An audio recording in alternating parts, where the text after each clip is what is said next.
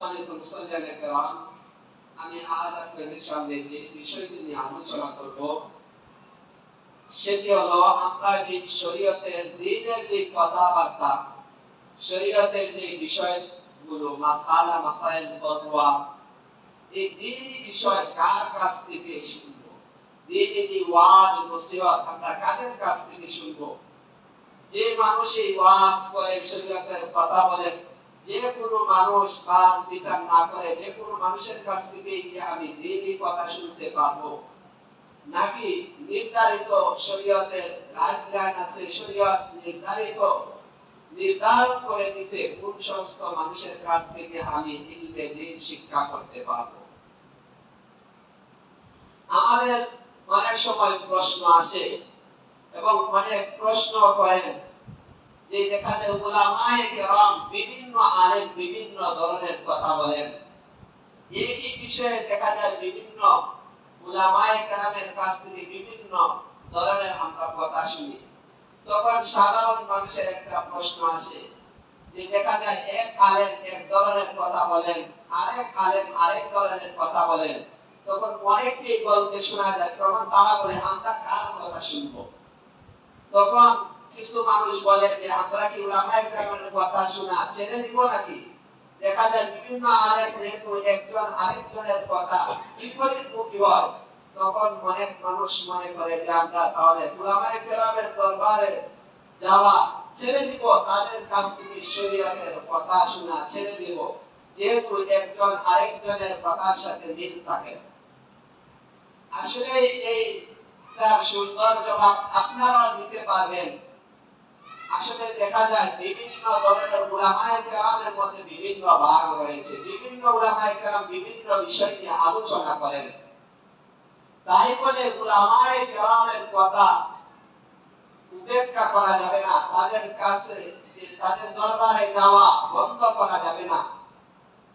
যেমন দেখেন, যদি আপনাদেরকে প্রশ্ন করা হয় আমরা যদি আমাদের শরীরের মধ্যে বিভিন্ন ধরনের রোগের কারণে বিভিন্ন সময় বিভিন্ন ডাক্তারের কাছে যাই, তো বিভিন্ন ডাক্তারের কাছে গেলে আপনি একই রোগের কারণে যাইবেন, দেখবেন বিভিন্ন ডাক্তারের কাছে যাওয়ার কারণে বিভিন্ন ডাক্তার বিভিন্ন ধরনের ভিন্ন ভিন্ন ধরনের প্রেসক্রিপশন দেয়, ভিন্ন ধরনের আপনার পদ্ধতি বলে দেয়। তো তাই বলে কি ডাক্তারের কাছে যাওয়া ছেড়ে দিবেন? তখন যদি আপনাদেরকে প্রশ্ন করি তাহলে আপনারা কি করবেন? তো এর দুইটা জবাব আসতে পারে। একটা জবাব হইল যে আমি যখন ডাক্তারের কাছে যাব, যেই ডাক্তারের কাছে যাব, ডাক্তারের কাছে যাওয়ার আগে ওই ডাক্তার সম্পর্কে আমি জানবো, ওই ডাক্তারকে তার লেখাপড়া কেমন, তার অভিজ্ঞতা কেমন, যারা তার কাছে চিকিৎসা করাচ্ছে তাদের দ্বারা উপকৃত কতটুকু হয়েছে, এক সমাজে তার ব্যাপারে কেমন মন্তব্য আছে, আমরা ওই বিষয়টাকে জানবো। সে কোথায় লেখাপড়া করেছে, তার ডিগ্রি কতটুকু। যদি আমরা দেখি যে তার ব্যাকগ্রাউন্ড, তার পিছনের যে মানুষের কথা যদি ভালো মনে করি, যারা তার কাছে চিকিৎসা করাইছে, যদি রোগীরা ভালো হয়, তাহলে আমরা বলবো আমরা তার কাছে যাব। এটা হলো একটা উত্তর। আরেকটা উত্তর হতে পারে এটা যে আসলে ডাক্তাররা বিভিন্ন ডাক্তার যদিও বিভিন্ন ধরনের প্রেসক্রিপশন দেন, বিভিন্ন ধরনের তারা আমাদেরকে পদ্ধতি করে দেন, প্রত্যেকেরই পদ্ধতি এক, কিন্তু ওষুধের নাম ভিন্ন হওয়ার কারণে আমরা মনে করি প্রেসক্রিপশন ভিন্ন। ওষুধ একই রোগের বিভিন্ন ধরনের ওষুধ রয়েছে, একই রোগের চিকিৎসা বিভিন্ন ভাবে হইতে পারে। তো এক ডাক্তার এক ধরনের পদ্ধতি আপনি আমাকে বলে দেয়, আরেক ডাক্তার আরেক ধরনের পদ্ধতি বলে দেয়, কিন্তু মূল উদ্দেশ্য এবং তাদের যে চিকিৎসা মূল উৎসই একই। কিন্তু আমাদের ভুল বোঝার কারণে আমরা মনে করি বিভিন্ন ধরনের ডাক্তার বিভিন্ন ধরনের চিকিৎসা করে।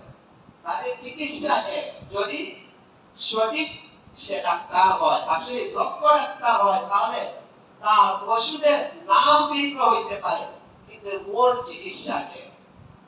এইটার যে জবাব আসে ঠিক আমি উলামায়ে কেরামের কাছে যাব কিনা, এর জবাব একটাই যে যেই আলেমের কাছ থেকে আমি শরীয়তের বিধিবিধানগুলো জানবো, শরীয়তের মাসআলাগুলো জানবো, আমি নামাজের বিধিবিধান বিভিন্ন মাসআলা জানবো, ফতোয়া জানবো, ওইগুলা জানার আগে ওই আলেম সম্পর্কে আমার জানতে হবে। ওই আলেম উনি আসলে কি আলেম কিনা, ওরা এলেম কতটুকু আছে, উনি কতটুকু জ্ঞান অর্জন করেছেন, কোথায় থেকে উনি জ্ঞান অর্জন করেছেন, উনি যে সমস্ত মানুষের বিষয়ে ফয়সালা দেন, ওনার ফয়সালা আসলে কতটুকু গ্রহণযোগ্য। যদি আমি একজন আলেমকে আগে যাচাই করে নেই, তাহলে আশা করি আমি যদি ভালো একজন আলেমের কাছে যাই, তাহলে আমার বিষয়ের সঠিক সমাধান পাইব। আরেকটা পদ্ধতি হইতে পারে যে উলামায়ে কেরাম, সব উলামায়ে কেরাম বিভিন্ন ভাবে কাজ করে, সব উলামায়ে কেরাম একই ধরনের কাজ করে। কিছু উলামায়ে কেরাম মাদ্রাসা নিয়ে কাজ করেন, কিছু উলামায়ে কেরাম আছে দাওয়াতে তাবলীগ নিয়ে কাজ করেন, কিছু উলামায়ে কেরাম আছে আত্মশুদ্ধির কাজ করেন, আমরা যেটা পীর বুজুর্গ বলি। কিছু উলামায়ে কেরাম আছে সিয়াসত রাজনীতি নিয়ে কাজ করেন। কিছু উলামায়ে কেরাম আছে ইলমে দ্বীনের সাথে সম্পৃক্ত, হাদিসের সাথে সম্পৃক্ত, তাফসীরের সাথে সম্পৃক্ত। কিছু উলামায়ে কেরাম আছে দ্বীনি লেখালেখিতে লিপ্ত।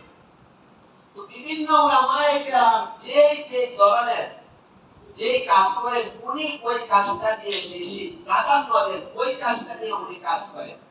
তো আমরা যখন বিভিন্ন ধরনের যেই উলামায়ে কেরাম তাজকিয়ার কাজ করেন, আত্মশুদ্ধির কাজ করেন, তাদের কথায় কথায় আপনি আত্মশুদ্ধির কথা পেলেন। তাদের কথাই থাকবে যে কিভাবে নিজের নফসকে শয়তানের প্রবণতা থেকে হেফাজত করা যায়, কিভাবে আমি আমার মনটাকে গুনার কাছ থেকে হেফাজত করতে পারবো।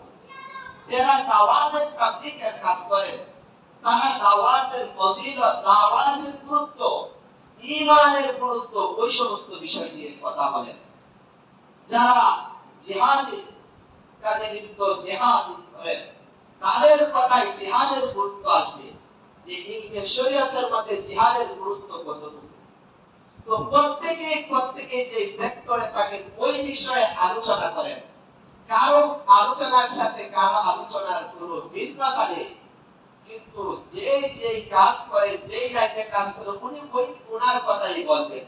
তো প্রত্যেকে সঠিক কথা বলেন, কিন্তু আমরা যখন দেখি একজন জিহাদের কথা বলেন, একজন দাওয়াতে তাবলীগের কাজের কথা বলেন, আরেক ধরনের উলামায়ে কেরাম যারা আমভাবে আলোচনা করেন, তারা সব বিষয়ে আলোচনা করেন।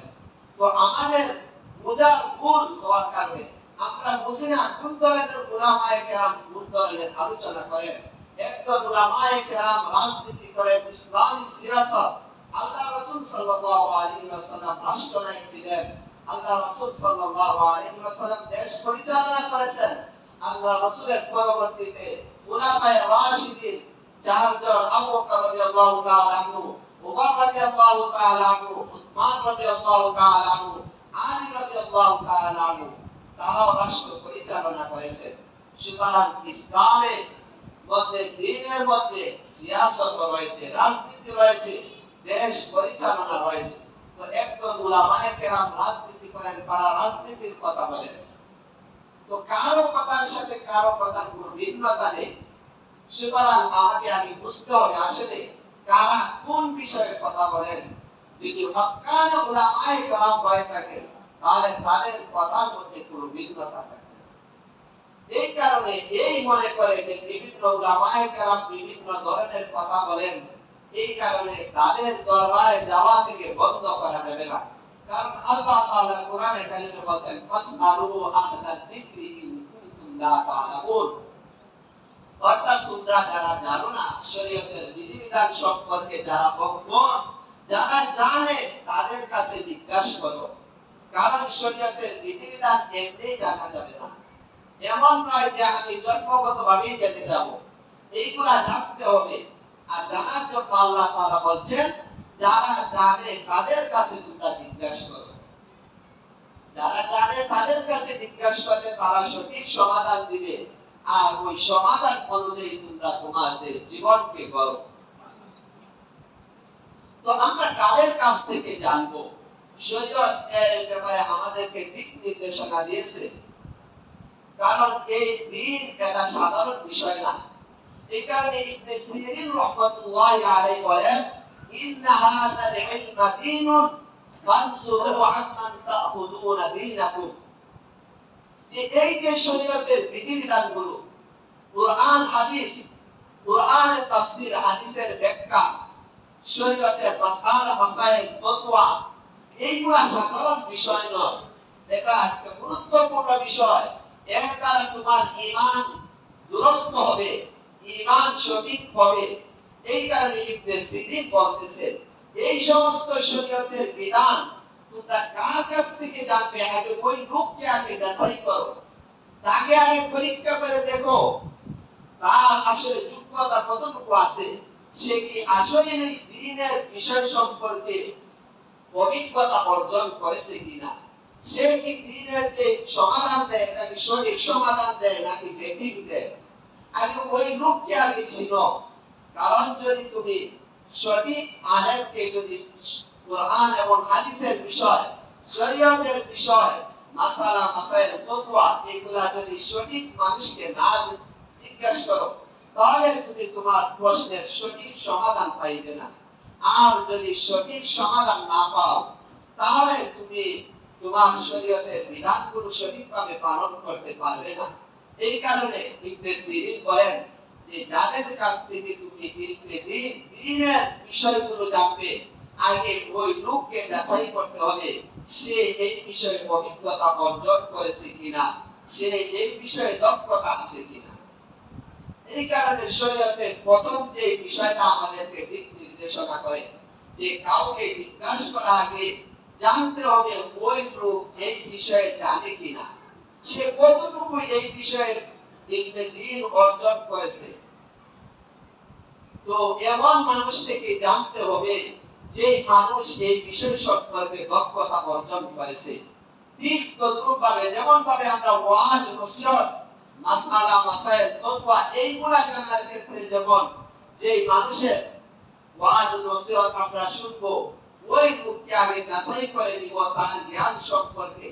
ঠিক তদ্রূপভাবে যদি আমরা বই কিতাবাদি পড়ি, এই ক্ষেত্রেও জানতে হবে আমাদেরকে আমরা যে ব্যক্তি কিতাব পড়তেছি আসলে উনি কেমন লেখক, উনার আসলে এই বিষয়ে জ্ঞান আছে কিনা, উনি কি এই বিষয়টা সম্পর্কে লেখাপড়া করেছেন কিনা, কোথায় লেখাপড়া করেছেন, উনার উস্তাদ কেমন, উনি কি আসলে উনার চিন্তাধারা কি, উনার চিন্তাধারা কি ভালো চিন্তাধারা নাকি ভ্রান্ত চিন্তাধারা, এই বিষয়ে আমাদেরকে আগে জানতে হবে।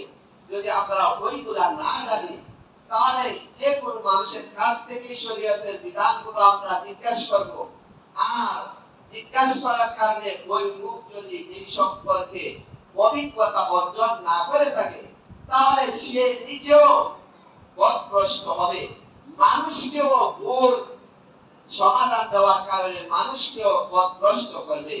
তো আমি যে হাদিস আপনাদের সামনে পাঠ করেছি, এই হাদিস আল্লাহ রাসূল সাল্লাল্লাহু আলাইহি ওয়াসাল্লাম এই সম্পর্কে ইরশাদ করেছেন, যাতে করে আমরা শরীয়তের বিধিবিধানগুলো এমন মানুষকে জিজ্ঞাসা করি যারা শরীয়তের বিধান সম্পর্কে জ্ঞান অর্জন করেছে। আল্লাহর নবীর প্রিয় সাহাবী عن عبد الله بن عمرو بن العاص رضي الله تعالى عنه قال سمعت رسول الله صلى الله عليه وسلم يقول الله النبي প্রিয় সাহাবী আব্দুল্লাহ ইবনে আমর ইবনে আস রাদিয়াল্লাহু তাআলা আনহু বলেন, আমি রাসূলুল্লাহ সাল্লাল্লাহু আলাইহি ওয়াসাল্লামকে বলতে শুনেছি, রাসূলুল্লাহ সাল্লাল্লাহু আলাইহি ওয়াসাল্লাম ইরশাদ করেন, ইন্নাল্লাহ লা ইয়াকবিদুল ইলমা ইনতিজাআন, যে আল্লাহ তাআলা এই দ্বীন, যে শরীয়তের যে ইলম, এইগুলা আল্লাহ তাআলা ইলমকে উঠাইয়া দিবেন না, ইয়ানতাজিউহু মিনান নাস, যে আল্লাহ তাআলা মানুষ থেকে ওই দ্বীনের ইলমকে উঠিয়ে দিবেন, ওয়ালাকিন ইয়াকবিদুল ইলমা বিকবদিল উলামা, যে আল্লাহ তাআলা ওই ইলমকে এমনিতেই পৃথিবী থেকে উঠাইয়া দিবেন না, বরং এই ইলমের যে ধারক বাহক উলামায়ে কেরাম তাদেরকে উঠিয়ে দেওয়ার মাধ্যমে আল্লাহ তাআলা ওই দুনিয়া থেকে ইলম নিয়ে দিবেন। তো আল্লাহ রাসূল বলতেছেন হাত্তা ইদা লাম ইয়াতরুক আলিমান, এক পর্যায়ে আল্লাহ তাআলা বিজ্ঞ কোন আলেম দুনিয়াতে রাখবেন না। ইত্তাহাদান নাসু রুবুসান জুহালান, তখন মানুষ দ্বীনের ক্ষেত্রে নেতৃত্বে মূর্খদেরকে নেতৃত্বের স্থানে বসাবে। ফাসুইলু, তখন ওই সমস্ত মূর্খদেরকে যারা শরীয়তের বিধিবিধান সম্পর্কে যারা অজ্ঞ, ওই সমস্ত মানুষকে ওই সমস্ত বিষয় জিজ্ঞাসা করা হবে। ফাফতাউ বিগাইরি ইলমিন, তখন ওই সমস্ত জাহেল মূর্খ মানুষ তারা অজ্ঞতা বশত নিজেদের জ্ঞান না থাকা সত্ত্বেও ওই সমস্ত বিষয় সমাধান দেবে। ফাদাল্লু ওয়া আদাল্লু, আল্লাহ রাসূল সাল্লাল্লাহু আলাইহি ওয়াসাল্লাম বলেন তখন ওই সমস্ত মানুষ নিজেরাও পথভ্রষ্ট হবে এবং উম্মতদেরকে মানুষদেরকেও পথভ্রষ্ট করবে। তো এটা হলো একটা কিয়ামতের আলামত যে মানুষ ওই যোগ্যকে তার স্থানে বসাবে, সে যে স্থানে বসার যোগ্য নয় ওই জায়গায় অযোগ্যকে বসাবে, আর অযোগ্যর কাছ থেকে ওই সমস্ত বিষয়ের সমাধান চাইবে যে বিষয়ে তার কোনো জ্ঞান নেই, যে বিষয় সম্পর্কে সে অভিজ্ঞ নয়। তখন ওই সমস্ত মানুষ সে মানুষের বিষয়ের সমাধান দিবে যে বিষয়ে তার নিজেরও জ্ঞান নাই। জ্ঞান না থাকার কারণে সে নিজেও পথভ্রষ্ট হবে, গুমরাহ হবে, আর ওই ভুল সমাধান দেওয়ার কারণে মানুষকেও পথভ্রষ্ট করে।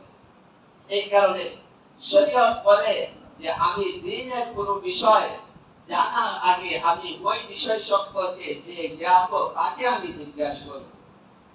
তো আজ সমাজে দেখা যায় বিভিন্ন সেক্টরে বিভিন্ন পদের মধ্যে আমরা বিভিন্ন কারণে অযোগ্যকে বসাই।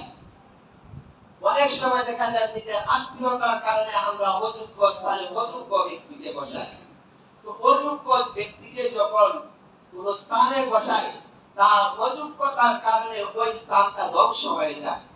যদি আসে কোন স্কুলের মধ্যে, যদি স্কুলের যে প্রধান সে যদি অযোগ্য হয় তাহলে ওই অযোগ্য দ্বারা স্কুলটা সঠিকভাবে গড়ে উঠবে না।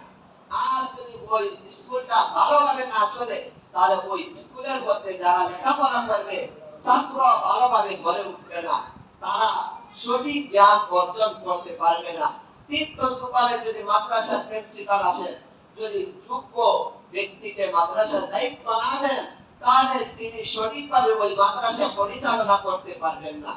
আর মাদ্রাসা যদি সঠিকভাবে পরিচালনা না করেন তাহলে ওই মাদ্রাসা থেকে সঠিক ছাত্র, জ্ঞানী ছাত্র, কোরআন হাদিস সম্পর্কে অভিজ্ঞ ছাত্র গড়ে উঠবে না।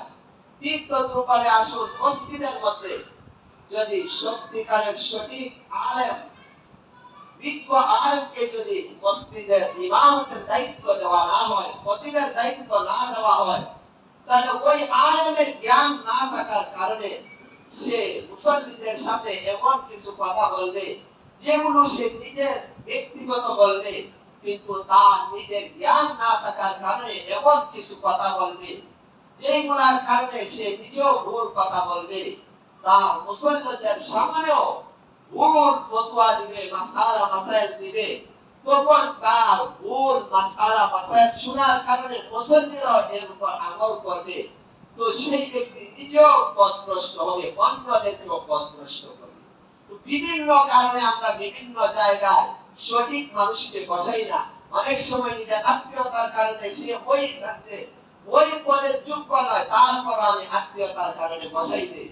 বিভিন্ন সময় দেখা যায় যোগ্য ব্যক্তিকে যোগ্য স্থানে বসাই না, যে যদি যোগ্য স্থানে তাকে বসাই তাহলে সে আমাদেরকে মূল্যায়ন করবে না। তো আমাদের যাতে করে সে তাবেদারি করে, এই কারণে অনেক সময় আমরা যোগ্য ব্যক্তিকে বসাই না। আপনি যদি যোগ্য ব্যক্তিকে চেয়ারম্যান বানান, যোগ্য ব্যক্তিকে মেম্বার বানান, যোগ্য ব্যক্তিকে সমাজের সেবক বানান, তাহলে এরা আপনার অনুসরণ করবে না, তারা সঠিক যেটা সেটা বলবে। তো অনেক মানুষ আমরা যারা চোর বাটপা ডাকাত তারাও চায় না সমাজে একজন সঠিক মানুষ চেয়ারম্যান হোক, কারণ সে বুঝে যে গাঞ্জা খায়, সে বুঝে যে আমার সমাজের চেয়ারম্যান যদি সঠিক চেয়ারম্যান হয় তাহলে আমি গাঞ্জা ব্যবসা করতে পারবো না, আমি গাঞ্জা খাইতে পারবো না। যারা চোর বাটপা তারাও বিশ্বাস করে, জানে যে আমার মেম্বার যদি সে সত্যিকারের মেম্বার হয়, আমার সমাজ সেবক যদি যিনি সমাজের কর্তা সে যদি সঠিক হয় তাহলে আমার চোর বাটপারি করা যাবে না। তখন ওই সমস্ত মানুষও চায় সমাজের চেয়ারম্যান, সমাজের মেম্বার, সমাজের কর্তা যদি এমন মানুষ হয় যারা ওই সমস্ত কাজে নিজেরা লিপ্ত থাকে, মানুষকে ওই সমস্ত কাজে লিপ্ত করে। এই কারণে আমাদেরকে প্রত্যেকটা পদের ক্ষেত্রে আগে নির্বাচন করতে হবে যে কাদেরকে আমরা ওই পদে বসাবো, যারা ওই পদের যোগ্য তাদেরকে আমরা ওই কাজে বসাবো। আর না হয় এর দ্বারা ওই যাকে বসাবো সে নিজেও ধ্বংস হবে, আমাদেরকেও ধ্বংস করবে।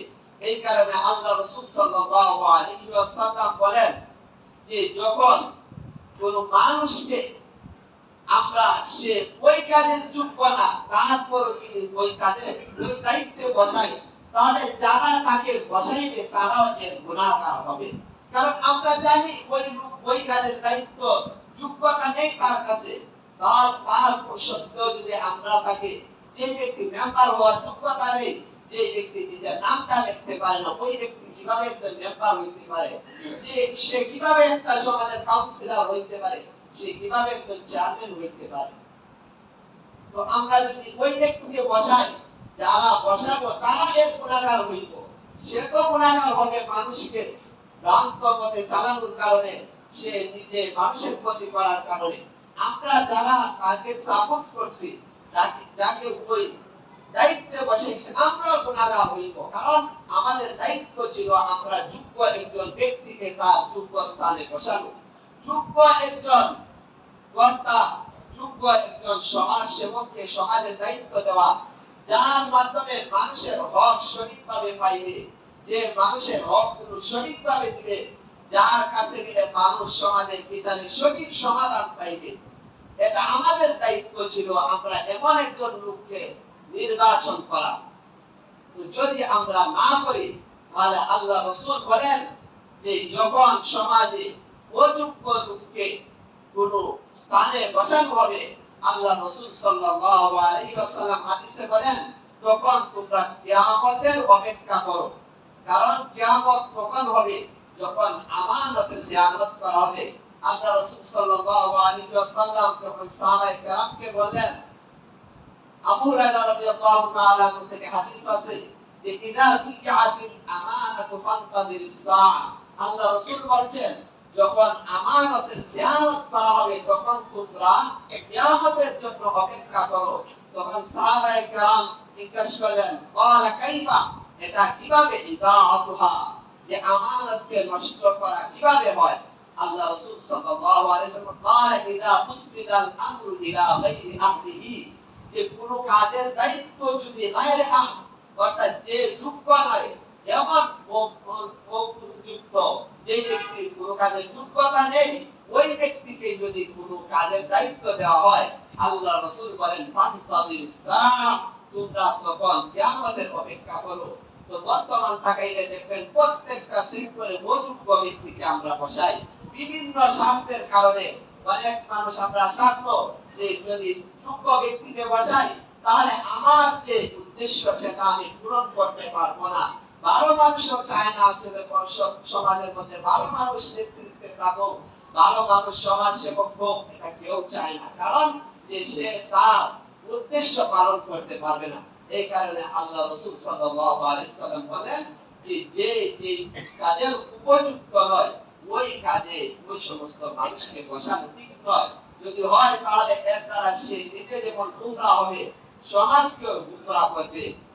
তো এক নাম্বার আমাদের দায়িত্ব হলো যে ব্যক্তিকে আমরা যে কাজের জন্য যে সেক্টরে দায়িত্ব দিব, আগে দেখবো সে এই কাজের কতটুকু সে জ্ঞান অর্জন করেছে, সে কতটুকু অভিজ্ঞতা রাখে, এবং সে কি এই সম্পর্কে জ্ঞান অর্জন করেছে কিনা, ওই বিষয়টা এক নাম্বার আমাদের। কারণ দুই নাম্বার দায়িত্ব হলো যখন একজন মানুষ আমরা জানবো যে সে এই বিষয়ে অভিজ্ঞতা অর্জন করেছে, শরীয়ত বলে দুই নাম্বার হলো সে কতটুকু আমল করে, এটা দেখতে হবে। শরীয়তের বিধিবিধানগুলো কাউকে জিজ্ঞাসা করতে হলে আগে দেখতে হবে সে আসলে শরীয়তের উপর কতটুকু আমল করে, সে কি শরীয়তের বিধিবিধানগুলো পালন করে কিনা। কারণ যেই ব্যক্তি যে বিষয়ে নিজে আমল না করে সে ওই বিষয়ে মানুষকে কোনো দিক নির্দেশনা সঠিকভাবে দেবে না। কারণ যেই ব্যক্তি সুদের সাথে লিপ্ত, যেই ব্যক্তি হারামের সাথে লিপ্ত, ওই ব্যক্তি মানুষকে তো সুদ থেকে বিরত থাকার জন্য বলতে পারবে না। কিভাবে বলবে? যদি মানুষকে বলে, মানুষ তো বলবে আপনি নিজেই তো সুদের সাথে লিপ্ত, আপনি কিভাবে মানুষকে সুদ থেকে বিরত থাকার জন্য বলেন? তো যেই আলেম সে যদি সুদের মধ্যে লিপ্ত হয়, তাহলে ওই আলেম মসজিদের মিম্বরে বসে সে কিভাবে তার মুসল্লিদেরকে সুদ থেকে বিরত থাকার জন্য বলবে? মুসল্লিদেরকে কিভাবে হারাম থেকে বিরত থাকার জন্য বলবে? এই কারণে আমার ইমাম এমন হইতে হবে যে ইমাম সুদের সাথে লিপ্ত থাকবে না। দুই নাম্বার, যে ইমাম সমাজে যে নেতৃত্বে থাকবে ওই লোক যদি পর্দা না করে, ওই আলেম যদি পর্দা না করে, তাহলে সে মুসল্লিদেরকে কিভাবে পর্দার জন্য বলবে? তার স্ত্রী যদি পর্দা না করে, তার মেয়ে যদি পর্দা না করে, তার বোন যদি পর্দা না করে, তার মা যদি পর্দা না করে, তাহলে ওই মানুষটা সে কিভাবে মানুষকে পর্দার জন্য বলবে? এই কারণে আমি যাকে যে দায়িত্ব দিব, আমি দেখবো আসলে তার মধ্যে ওই আমলটা আছে কিনা। যদি তার মধ্যে ওই আমল না থাকে, তাহলে সে মানুষকে বলতে পারবে না। পীর বুজুর্গ সে যদি মানুষকে আত্মশুদ্ধি করতে চায়, তার নিজের অন্তরের মধ্যে যদি খাবাসাত থাকে, সে যদি মানুষের সাথে বিদ্বেষ পোষণ করে, মানুষের ক্ষতি করে, তাহলে ওই লোক কিভাবে মানুষের আত্মশুদ্ধি করবে? ওই মানুষ কিভাবে মানুষকে বলবে যে তুমি আত্মীয়তার সম্পর্ক রাখো, আত্মীয়তার সম্পর্ক বিচ্ছিন্ন করিও না, তোমার আত্মীয়তার হক আদায় করো?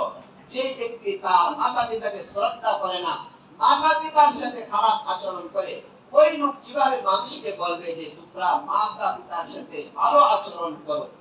এই কারণে প্রত্যেকটা ক্ষেত্রে আমরা দেখতে হবে যে আমরা যেই কাজের জন্য, যেই পদের জন্য যাকে নির্ধারণ করব, উনার মধ্যে কতটুকু বৈষম্য করবে, উনি কতটুকু আমল করেন, প্রত্যেকটা ক্ষেত্রে আমরা দেখব। তাহলে আমরা সঠিক দিক নির্দেশনা পাইব। যদি সঠিক নেতৃত্বে, সঠিক স্থানে যদি আমরা সঠিক মানুষকে বসাই, তাহলে আমরা ওই ব্যক্তি থেকে সঠিক কথা জানবো, সঠিক সমাধান পাইব। তাহলে আমরা ওই সম্পর্কে সঠিক বিষয় যখন সমাধান পাইব শরীয়তের, তখন আমরা এর উপর আমল করতে পারবো। এর উপর আমল করলে আমরা নিজেরাও দুনিয়া এবং আখিরাতে সফলতা অর্জন করতে পারবো। আমরা আমাদের পরিবারদেরকেও সঠিকভাবে দিক নির্দেশনা করতে পারবো। এই কারণে আমরা যাদেরকে শরীয়তের, যাদের কাছ থেকে শরীয়তের বিধিবিধানগুলো জানবো, দেখবো আসলে উনি কতটুকু উনার এলিম অনুযায়ী আমল করে। কারণ আমল না করলে ওই এলিমের কোনো দাম থাকে না।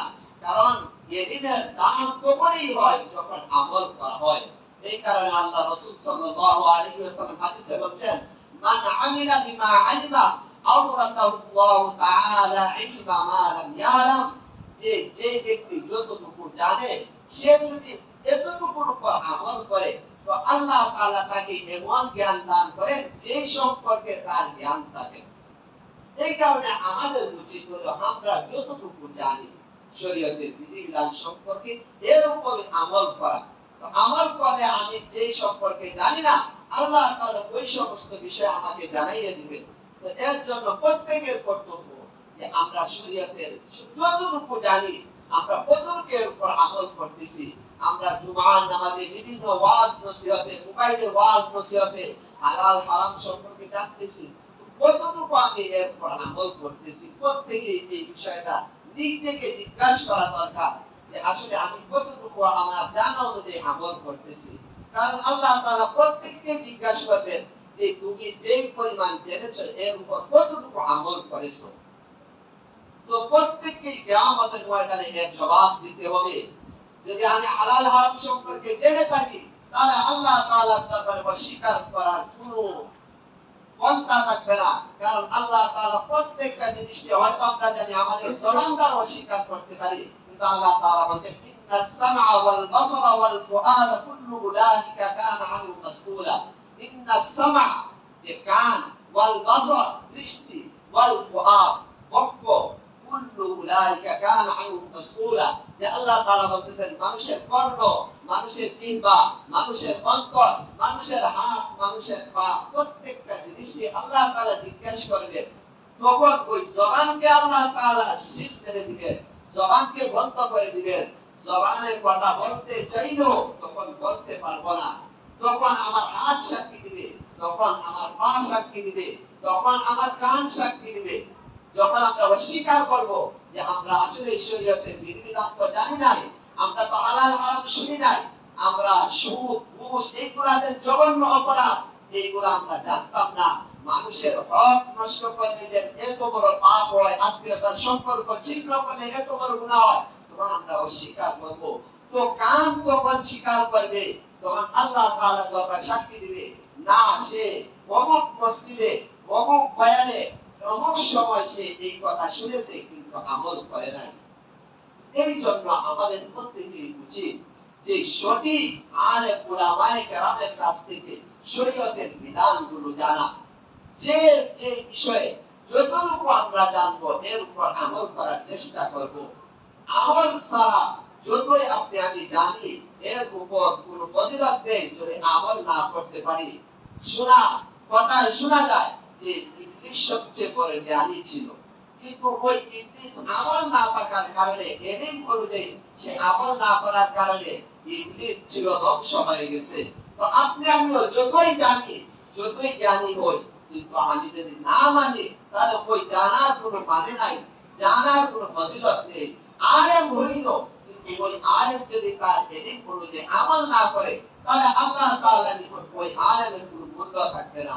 তো আপনি আমিও যতই বলি যে শরীয়তের বিষয়ে আমি কম জানি, আপনি যতটুকুই জানেন এর উপর আমল করতে হবে। শুধুমাত্র জানলে হবে না যে পর্দা করা ফরজ, এটা আমি জানলাম, মানুষের হক নষ্ট করা এটা হারাম, এটা আমি জানলাম, সন্তানের হক রয়েছে পিতামাতার উপর, এটা আমি জানলাম, কিন্তু আমি বাবা হিসেবে আমার যে সন্তানের হক ছিল আমি আদায় করলাম না, আমার মাতা পিতার যে আমার উপর হক ছিল এটা আদায় করলাম না, শুধুমাত্র জানলাম, তাহলে এর দ্বারা আল্লাহ তাআলার কাঠগড়া থেকে বাঁচা যাবে না, বরং জানার উপর আমল করতে হবে।